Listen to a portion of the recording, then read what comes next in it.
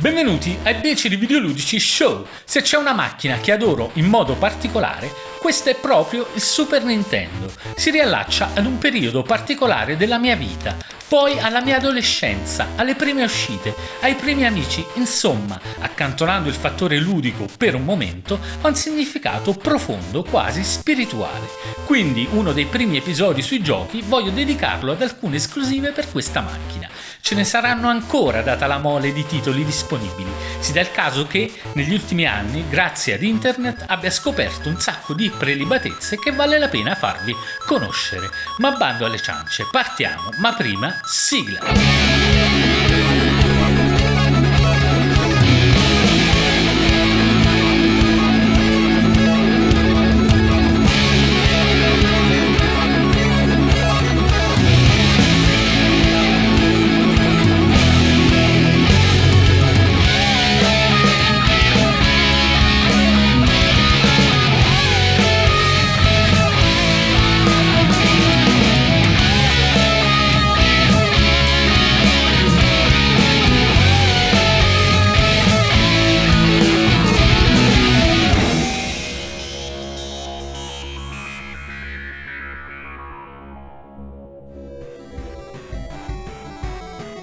Ricordo ancora la pagina di Console Mania con l'anteprima di Landstalker della Climax.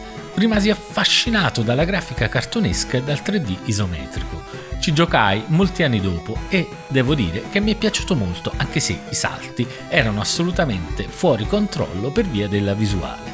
Con piacere, spulciando tra le esclusive del Super Nintendo, scopro che esiste uno spin-off chiamato Lady Stalker o Lady Sutoka alla nipponica, che purtroppo è rimasto esclusiva giapponese e non è tra i titoli che gode di una fan translation. Comunque ho provato a giocarlo e un po' con l'app di Google Translator ed una piccola guida disponibile su GameFAQs, un po' perché si riesce comunque a capire cosa fare, devo dire che non è niente male. Giocabile, grafica carina, perdiamo la possibilità di Landstalker di saltare, ma guadagniamo la corsa che ci permetterà di superare alcuni ostacoli raggiunta una certa velocità. I combattimenti sono in tempo reale, ma i nemici ci attaccano con incontri casuali. C'è la possibilità di usare i classici oggetti come pozioni ed antidoti sia durante che fuori dagli scontri ed anche di cambiare pezzi di equipaggiamento se riuscirete a destreggiarvi all'interno del menu. Ma come ho detto, GameFAQs in questo ci viene in aiuto. Periodicamente ci troveremo in zone dove il livello dei mostri è più alto del nostro. Qui bisogna fare parecchio grinding per salire di livello, altrimenti periremo miseramente. Ho trovato queste parti noiosette, ma ci sono comunque gli estimatori di questo tipo di meccaniche. Della storia non ho capito granché, ma c'è questa ragazza, Lady, che all'inizio del gioco fugge dal maggiordomo e dal cuoco che vogliono trattenerla in casa per partire alla ricerca di avventure. Scoprirà l'esistenza di un'isola chiamata Death Island e di un cattivone chiamato King Baron che pare facesse esperimenti sui mostri. Insomma, una sorta di dottor Moreau tutto giapponese, e qui si ferma a quello che ho capito della storia tra internet e spezzoni tradotti. Ad un certo punto ci troveremo seduti in un cinema che ci racconterà questa storia, una scena molto divertente, anche se un po' lenta. Insomma, a parte lo scoglio della lingua, un gioco abbastanza godibile, speriamo in una fan translation in futuro.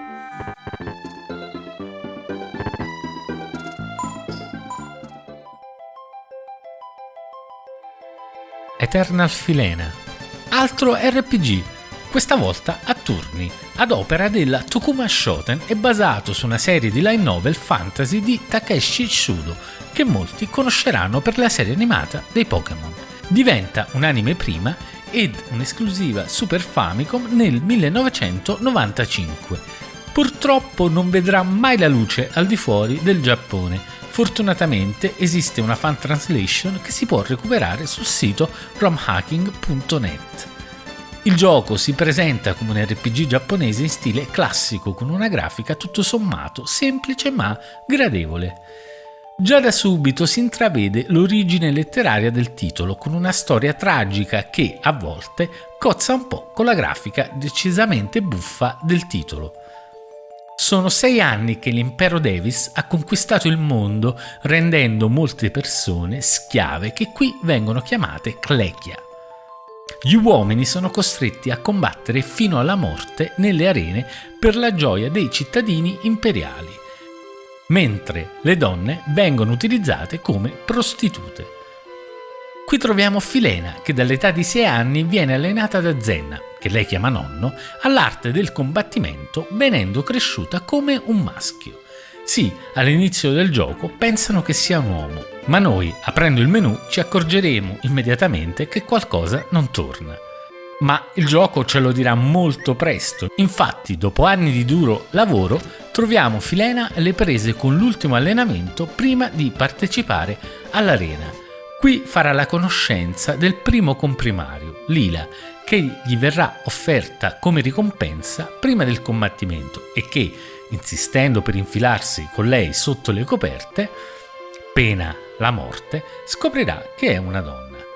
Come vedete, le tematiche sono molto adulte e crude. Senza fare spoiler, all'interno del gioco non mancheranno ulteriori eventi decisamente dedicati ad un pubblico adulto, anche se spesso ci saranno gag in pieno stile anime.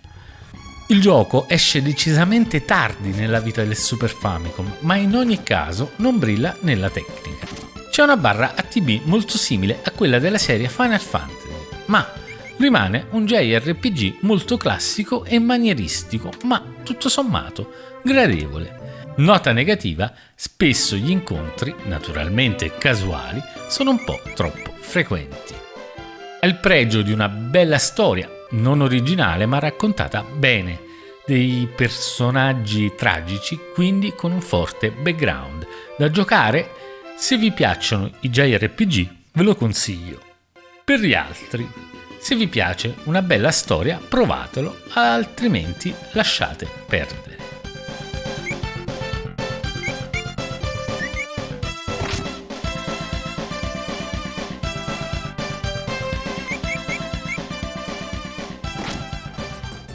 Mazinger Z, gioco uscito nel 1993 solo in Giappone, si presenta come un action a scorrimento orizzontale che riprende il manga e poi l'anime di Mazinger Z, di Go Nagai naturalmente. Il gioco, una volta avviato, ci dà degli input già positivi, buttandoci dentro lo spirito della serie animata con un'introduzione cinematografica e musica introduttiva di qualità pregevole. Nonostante i limiti della macchina, l'adattamento è ottimo. Durante il gioco ci sono parti introduttive ed intermezzo che riprendono le vicende della serie originale con illustrazioni e testi che accompagnano le fasi action. Ma arriviamo allo smanettamento vero e proprio. Il gameplay è piuttosto classico, da sinistra verso destra o viceversa. Il Mazinger procede con una certa baldanza, forse troppa, ma è Mazinger, si può capire. Le dimensioni dello sprite principale e dei nemici sono generose e ben animate, tuttavia il livello dei fondali appare spesso scarno e ridotto un po' all'osso, seppur ci siano dei pregevoli effetti di parallasse. Le fasi di scontro sono regolate soprattutto da una serie di mazzate corpo a corpo, anche se sono presenti le armi a distanza a cui siamo abituati a vedere nell'anime e nel manga. Ma il grosso degli scontri è a base di karate. Purtroppo aleggiano alcuni problemi nella gestione degli stessi. Spesso i controlli sono ritardati quel poco che basta per annullare quel minimo di strategia nell'affrontare i robot avversari.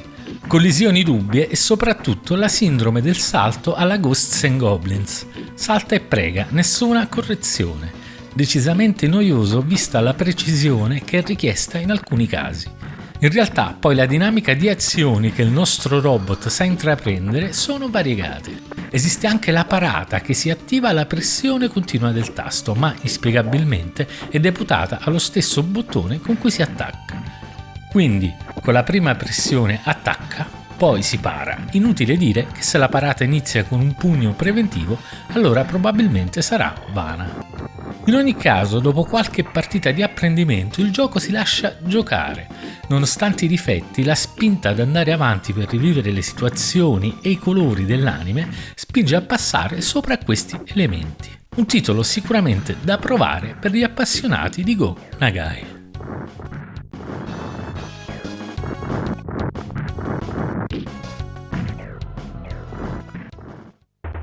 Darius Twin, sparatutto classico di Taito del 1991 in esclusiva per Super Nintendo.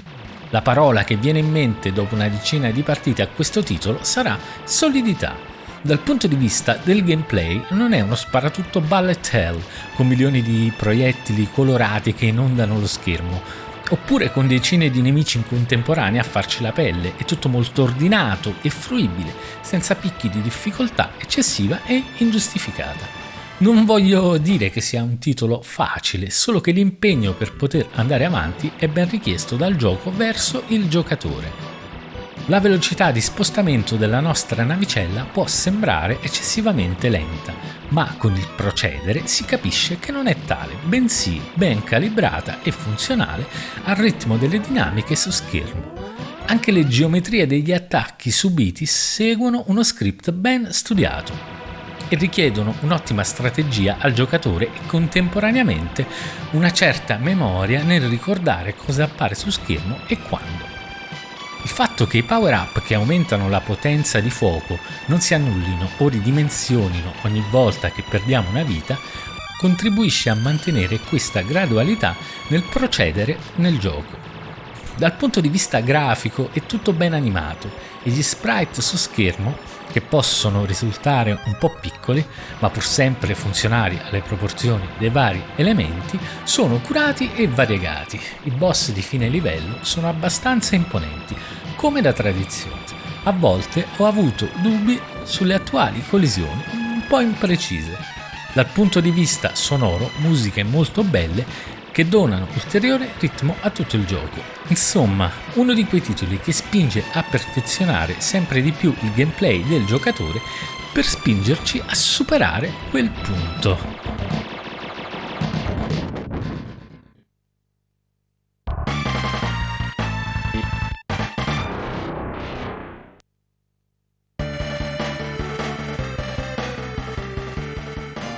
I giochi dei Flintstones sono sempre stati abbastanza divertenti, dai costosi episodi NES a tutte le svariate macchine su cui sono apparsi. The Treasure of Sierra Mardrock non fa eccezione. La giocabilità e la risposta ai comandi è sicuramente encomiabile, i livelli di nemici sono abbastanza vari e tutto fila abbastanza liscio. Primo problema, la gestione della mappa. Nel gioco controlliamo sia Barney che Fred, ma il tutto si svolge come un classico Mario Party. Si tira un dado, naturalmente di pietra, e ci si muove sulla mappa alternando di volta in volta Fred e Bernie. Questo rende il gioco molto lento o abbastanza lento da annoiarmi. Una semplice gestione alla Super Mario World sarebbe stata più che gradita. Secondo problema. Dopo aver girato un'ora per la prima mappa, sarà un mio limite, non sono riuscito a capire come andare avanti nel gioco e questo ad un certo punto diventa frustrante. Probabilmente avrei dovuto finire tutti i livelli della mappa, ma qui si torna al primo problema: tirare il dado, muoversi con Fred, tirare il dado, muoversi con Barney, rende tutto abbastanza seccante e ad un certo punto ho spento la console. Sulla mappa troveremo parecchie zone bonus, come un parco divertimenti con vari minigiochi, un caffè dove potremo fare acquisti, personaggi come Vilma che girano per la mappa e ti dicono cose, anche una bella sezione alla Mario Kart con tanto di Mod 7. Insomma, la varietà non manca. Pollice in su questo lato. I personaggi si controllano bene, possono usare la clava, saltare, abbassarsi, correre, arrampicarsi sugli alberi e fare un doppio salto quando si hanno a disposizione conchiglie raccolte precedentemente, ma attenzione, valgono anche come moneta in alcune zone, quindi non sprecatele. Insomma, come i nonni per NES o i cugini per Mega Drive, il gioco è divertente. Ho voluto calcare la mano sui difetti semplicemente per farvi capire cosa vi aspetta ed il ritmo un po' compassato del gioco. Per il resto, davvero un buon titolo, se vi capita provatelo.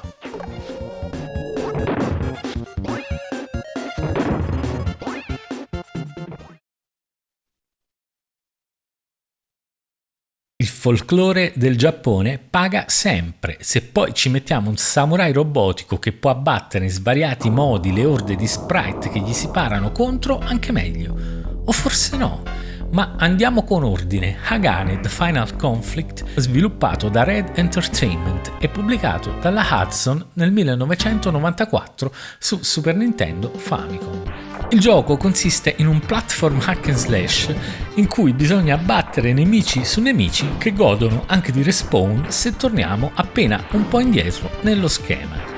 Spesso le collisioni con questi non fa perdere energia al nostro personaggio, ma solo in alcuni casi, e questo già contribuisce a creare qualche disorientamento. Il protagonista ha un range di azioni abbastanza vario e anche un set di armi variegato. Molte combinazioni tra armi e mosse danno vita ad attacchi speciali sia a terra che in salto.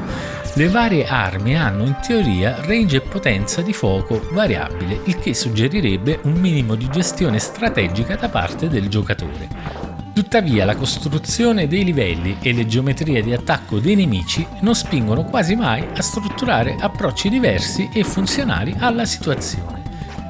Ci si rassegna ad utilizzare la spada veloce e potente in quasi tutte le situazioni. E questo è l'ulteriore elemento che contribuisce a confondere ancora un altro po'. Dal punto di vista grafico, le animazioni del personaggio sono valide e ben fatte e gli sprite dei soggetti a schermo sono generose. Valido anche il comparto degli effetti sonori. Purtroppo è la varietà dei nemici e anche del level design che latita e dopo un po' il gioco risulta ripetitivo per meccaniche.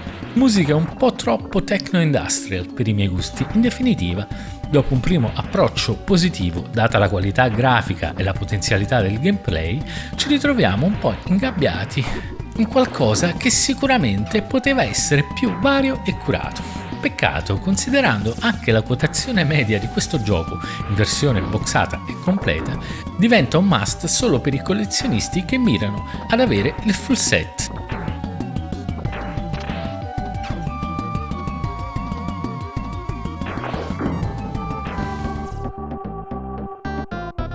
Soul Blader in occidente. Su Game Power lo si paragonava a Zelda, che, uscito da poco, era diventato, con tutte le ragioni, il punto di riferimento degli action RPG. Qui il buon DuPont diceva fosse addirittura il seguito di ActRaiser, ma, pur essendo della stessa casa, la Quintet, e pubblicato da Enix, che allora non era ancora Square Enix, non aveva niente a che fare con ActRaiser a livello di storia e DuPont fu, probabilmente, vittima di una press release completamente in giapponese. Bisognerebbe chiederglielo un giorno o l'altro. In ogni caso, sicuramente a livello spirituale è più vicino ad ActRaiser del suo diretto seguito ActRaiser 2, un gioco che scontentò praticamente tutti i fan del primo capitolo. Infatti in Soul Blader ritroviamo l'elemento divino, la ricostruzione dei villaggi, ma tutto condito in salsa RPG. Giocabile, storia carina, bei boss, equipaggiamento abbastanza vario, ma che, un po' in linea con i giochi dell'epoca in ogni caso, non dà tanto adito alla personalizzazione. Musiche splendide ed in linea con i livelli, giocabilità altissima e longevità più che buona lo fanno diventare un must play della libreria Super Nintendo. Se potete, recuperatelo al volo. Ultima curiosità, non sarà il seguito di ActRaiser, ma sicuramente è il primo capitolo di una trilogia che viene definita Soul Blazer Trilogy e che continuerà con Illusion of Gaia e Terranigma dopo, anche se, a dire il vero, sono praticamente tutti dei giochi con connessioni davvero labili. Ognuno ha le sue peculiarità, la sua storia ed il suo gameplay.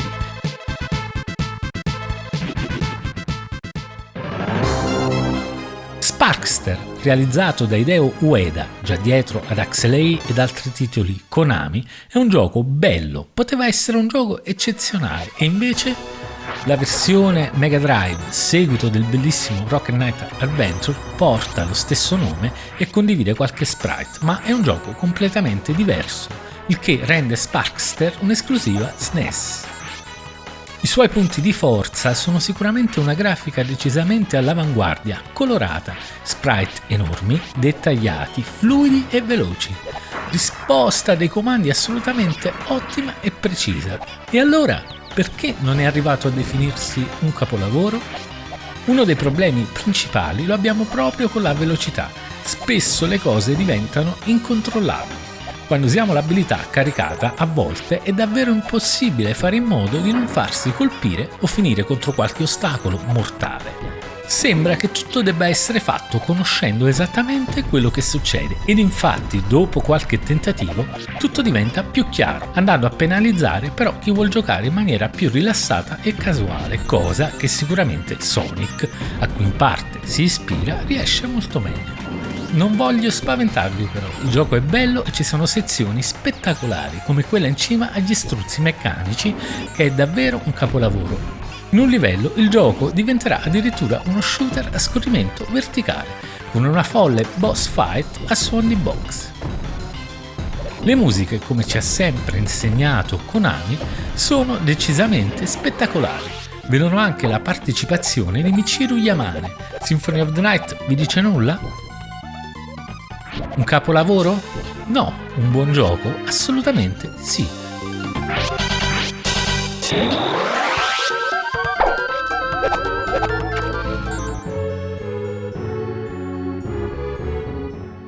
Batman Returns, meraviglia per gli occhi. Negli anni 90 sembrava incredibile avere un gioco di Batman, così simile al film, così ben realizzato, senza contare l'emozione impagabile di poter controllare la versione digitale di Michael Keaton. Il nostro eroe dispone di un set di mosse e armi molto forbito per l'epoca, quasi avveniristico, e non si ferma qui. Prende meccaniche diverse e le inserisce nel gioco per creare diversità. Infatti tra una scazzottata e l'altra troviamo sezioni di guida alla Batmobile ben fatte che ricordano un misto tra Outrun ed F-Zero. Troviamo anche sessioni platform, dove il rampino, usato regolarmente nel gameplay, diventa elemento fondamentale per superare ostacoli e baratri, salti dal sapore alla Bionic Commando. Konami dunque riesce nell'impresa di rendere una licenza di un film un videogioco più che godibile, con addirittura leggere innovazioni di gameplay. Il gioco è suddiviso in 7 capitoli dove ripercorriamo il film per intero, con annessa Catwoman ed il pinguino in tutte le salse. Forse la vera pecca è la scarsa varietà dei nemici. Si trovano solo clown di poche forme, di cui si scoprono quasi tutte nel primo quarto d'ora di gioco. Unica eccezione sono quelli vestiti da indiani nel quinto scenario. Fortunatamente il gioco sa andare oltre la monotonia e dare soddisfazioni e oggi, dopo averlo rigiocato, conservo tuttora un bel ricordo della mia prima volta.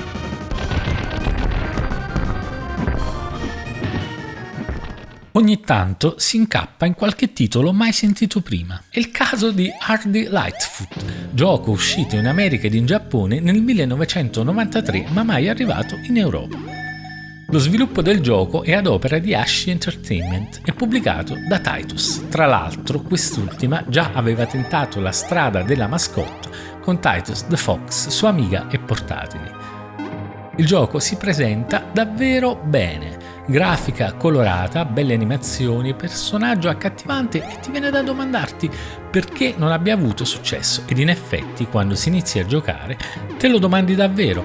Tutto sembra responsivo, giocabile, divertente, un mix tra Sonic, Rock Knight e DuckTales e poi non so cosa sia successo nello specifico nella produzione del gioco perché ci sono davvero poche informazioni in merito, ma dal secondo livello le cose iniziano a peggiorare.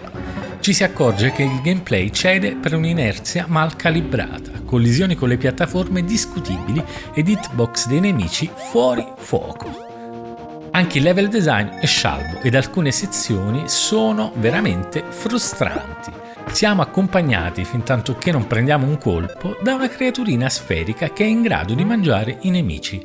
Presto troveremo un primo power-up che gonfierà il nostro amico in modo da volare. Chiunque, dopo questo, si aspetterebbe altre meccaniche del genere, ma fin dove sono arrivato, questo non è accaduto più. Il primo boss è simpatico, ma già si evidenziano i primi problemi con le hitbox. Nei livelli successivi noteremo salti su piattaforme imprecisi, Gli odiati salti nel vuoto, sezioni con salti sincronizzati che evidenziano tutta la pochezza del gameplay. Non si riesce ad essere precisi se non dopo molti tentativi e sempre in maniera approssimativa.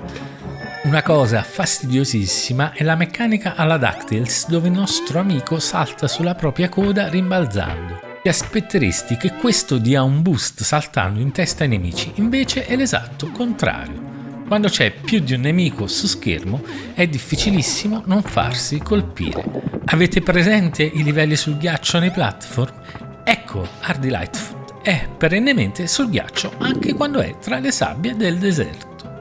All'inizio del gioco ci viene presentata una mappa ben fatta e mi ero convinto che avrei potuto avere un approccio alla Mario, ma invece il gioco è assolutamente lineare.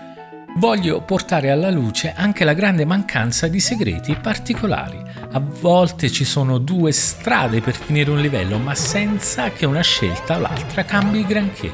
Anche lo scrolling non aiuta, dato che tende ad avere un certo delay e da non farti vedere le cose importanti al momento giusto.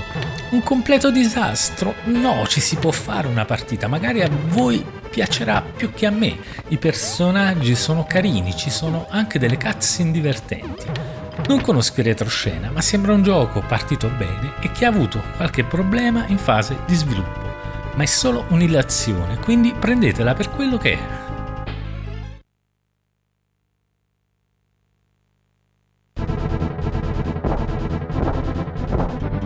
Grazie di essere stati con noi, vi ricordo che in descrizione trovate tutti i metodi per supportarci. I beceri hanno bisogno di voi per potervi dare sempre più contenuti. Per questa volta abbiamo finito, ma restate sintonizzati perché ne vedremo delle belle. Alla prossima!